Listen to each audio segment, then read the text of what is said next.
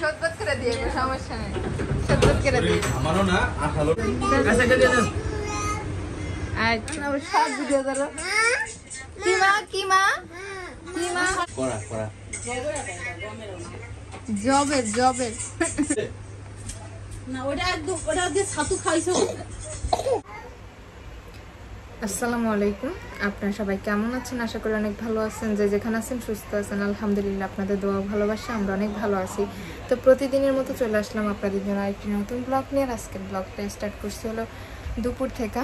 আমি হচ্ছে 2:30টার দিকে আসছি আপুর কাছে, মানে ছিলাম তো রাতে এখানে। সকালে 11টা সাড়ে 11টার দিকে বাসায় গেছি, গিয়ে হচ্ছে কিছু কাপড় কাচ্ছি, একটু ব্যাংকে গেছিলাম, টুকটাক কিছু ঘরের জন্য কেনাকাটা করছি। আমার ছেলেকে আমার বাবারে দিয়ে দিতে বলছি, ওরে নিয়ে পরে হচ্ছে বাসায় আসছি।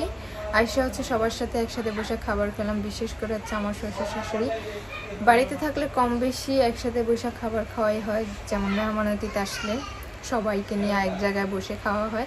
তো আজকে অনেক দিন পরে, গতকালকে তো নিমাপুর বাসায় ছিলাম, তো মা ছিল, আমি বাসায় যাইতে যাইতে মার খাওয়া হয়ে গেছিলো।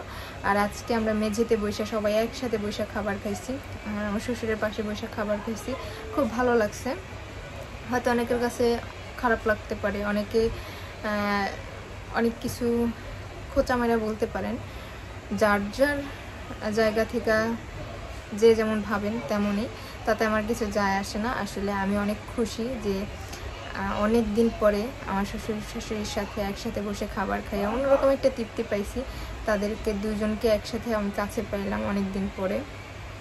এমনি সময় তো বাড়িতেও বাবাকে ওরকম করে পাওয়া হয় না, কারণ সে হচ্ছে কাজের জন্য বাইরে থাকে। বেশিরভাগই হচ্ছে মেজো আপুর কাছে আসা হয় বাবার।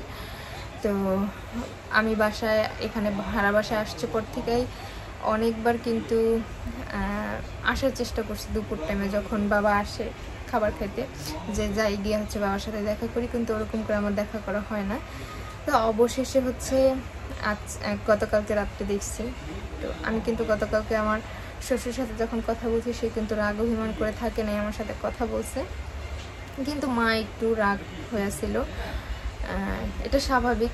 মা চিন্তা করছে তার ছেলের কথা, যে আমি আমার ছেলে মেয়েকে নিয়ে চলে আসলাম, তার ছেলের কী হবে, তার ছেলে কীভাবে চলবে, জীবনযাপন করবে, এই সব চিন্তা ভাবনা করে হচ্ছে মা হয়তো আমার সাথে রাগ করে কথা বলে না। তবে আমি মনে করি সময়ের সাথে সব কিছু ঠিক হয়ে যাবে একদিন। তো আমি যদি ভুল হই তাহলে তাদের রাগ অভিমান ভাঙবে না, আর আমি যদি সঠিক হই তাহলে একদিন সব কিছু ইনশাল্লাহ ঠিক হয়ে যাবে। আর আমার যতটুকু মনে হয় আমি সঠিক কাজ করছি, সঠিক দিক বিবেচনা করে এই কাজটা করা হয়েছে। আমি যদি কোনো ভুল কাজ করে থাকি তাহলে মানে, যেহেতু ছেলে মেয়েকে নিয়ে চলে আসছি, আমার হাজব্যান্ডও কখনোই আসতো না আমার ছেলে মেয়েকে দেখার জন্য। তো যাই হোক, মেয়েকে কোনোরকম একটু ঘুম পাড়ালাম। আমার মেয়ের আজকে খুব খারাপ লাগতেছে। তার মধ্যে আমার ছেলে হচ্ছে একটা পাটখড়ি দেওয়ার জোরে একটা বাড়ি দিছে, তাতে ও অনেক কান্না করছে। আর হচ্ছে মানে এই দিক দিয়ে পুরো হচ্ছে কেচা গেছে গা। মানে খুব খারাপ লাগলো যে মাঝে মাঝেই দেখি আমার ছেলেকে আমার মেয়েটার সাথে এরকম করে। ও মানে অনেক ব্যথা দেয়, মানে এক ধরনের ব্যথা দেয়। তো আজকেও অনেক বেশি বিরক্ত লাগছে যে রাগে আমি আমার ছেলেকে একটা থাপ্পড় মারছি। তো যাই হোক, যতটুকু পারবো আপনাদের সাথে সবার সাথে ভালো একটা মুহূর্ত শেয়ার চেষ্টা করব, যাতে আপনাদেরও ভালো লাগে। তো সবাই আছে এখনো বাসায়, সবাই একসাথে খাওয়া দাওয়া করছি। বাবু ভাই একটু বাইরে গেছিলো, ঘোরাফেরা চলে আসছে। আর আপু হচ্ছে সন্ধ্যায় কিছু বানাবে, সেটাও আপনাদের শেয়ার করব। এখন কিন্তু সন্ধ্যায় আমার ছেলে হচ্ছে ওইখানে খেলাধুলা করতেছে, আমি আপনাদের সাথে একটু কথা বলতেছি। আর দুপুরে তো সবাইকে নিয়ে অন্যরকম একটা আনন্দ নিয়ে খাওয়া দাওয়া করছি। যাই হোক, অনেক কথাই বললাম। তো সবাই কিন্তু সবার ফুল ফ্যামিলিটা নিয়ে এনজয় করতেছে। আমি কিন্তু আমার ছেলে মেয়ে আর আমি তিনজনই, আসলে আমার ভাগ্যটাই এমন। আমি সব সময় আমার বিয়ের পর থেকে খুব কম সময় হচ্ছে আমার হাজব্যান্ডকে একটা ভালো সময় ভালো মুহূর্তে কাছে পাই। তাছাড়া আমার একাই সব কিছু মানে দিন কাটে। তো ওরকম করে কোনো কিছু ফিল করি না যে তাকে ছাড়া এর হইতেছে। তবে খারাপ লাগে যে একটা ভালো মুহূর্ত সবাই একসাথে খাওয়া দাওয়া করতেছি, সেই মানুষটা যদি থাকতো হয়তো ভালো হতো, এরকম মনে হয়। তো সবার ভাগ্যে সব কিছু থাকে না, তেমনি আমার ভাগ্যেও এটা নেই। অনেক কথা বলে ফেললাম, হয়তো আপনাদের কাছে অনেক কিছু মনে হতে পারে যে আবারও স্বামীর কথা বলি। তো সে তার মতো করে থাক, ভালো, আমি এতটুকুই চাই। আমি উপরওয়ালার কাছে সবসময় বলি আমার স্বামী সবসময় যেন ভালো থাকে, সুস্থ থাকে, আর সে তার মতো করে লাইফটা এনজয় করুক, তাতে আমার কোনো সমস্যা নেই। আমি আমার ছেলে মেয়েকে নিয়ে অনেক ভালো থাকার চেষ্টা করব, আর আমি আলহামদুলিল্লাহ অনেক ভালো আছি। তো সাথেই থাকুন, ভিডিওটা দেখতে থাকুন। আমার ভিডিও যদি ভালো লাগে অবশ্যই সাবস্ক্রাইব করবেন, লাইক করবেন, কমেন্ট করবেন, শেয়ার করবেন, আর সম্পূর্ণ ভিডিওটা দেখবেন। সদবত করে দিয়ে সমস্যা নেই, সদবত করে দিয়ে আমারও না আঠালো না এজন্য সদবত না মো বলে না মো ড্রেস চেঞ্জ করো আর পরে জামা দাও আব দেখো চাপ কোনিস না আব দেখ খালি বসা করে থাকে ইদারিং আমার মায়ের না বুদা উসামসি করতে তুমি যাও মায়ের বসা করে না কথা বেশি হয়, আলোচনা বেশি হয়, কি করবো।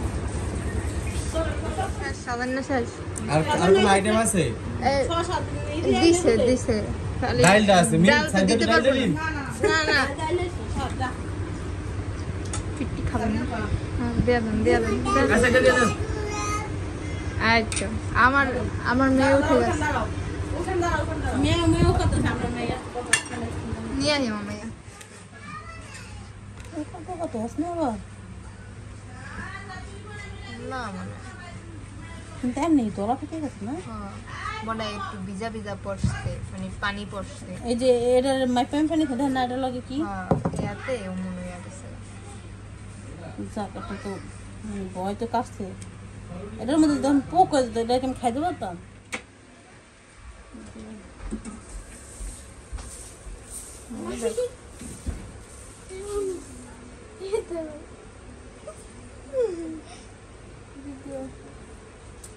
ভিডিওতে দিয়ে না আপুরা বানাইতে পারেন, আগে বানাইছেন কোন? মাঝে মাঝে আরিফ খাইতে না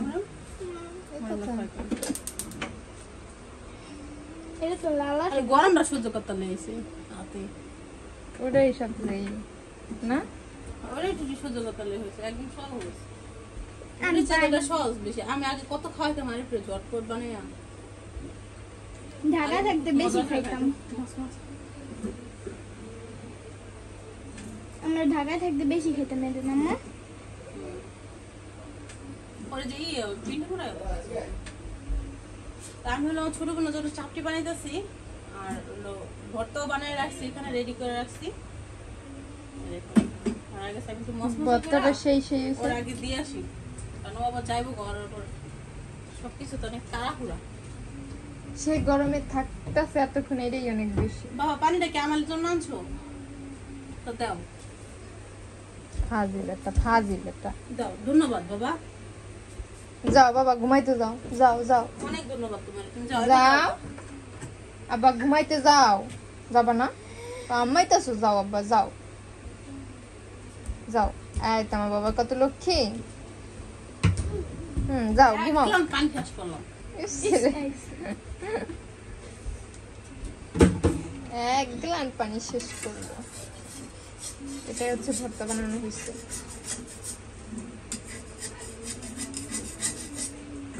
এটা কি ভর্তা? দেখো ভর্তাটা ইয়াম্মি হয়েছে।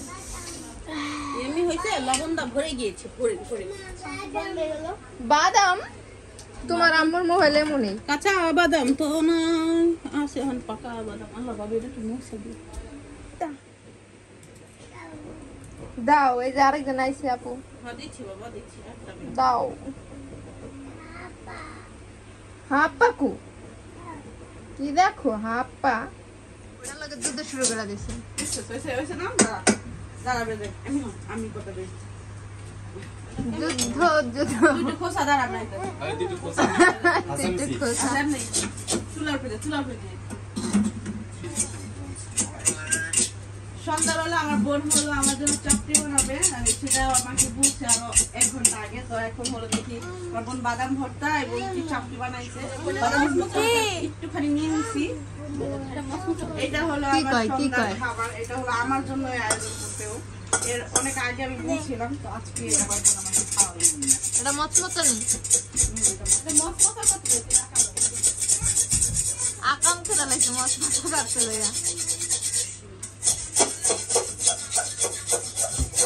কি গতর গতর শুরু করে দিল হন না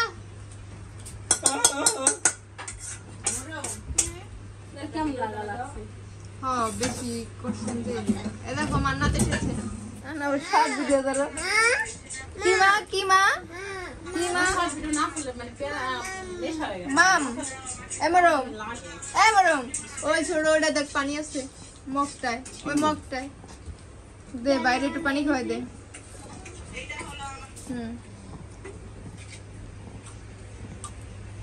মাম খাইতে আইছে মাম গোমেরাটা হ্যাঁ করা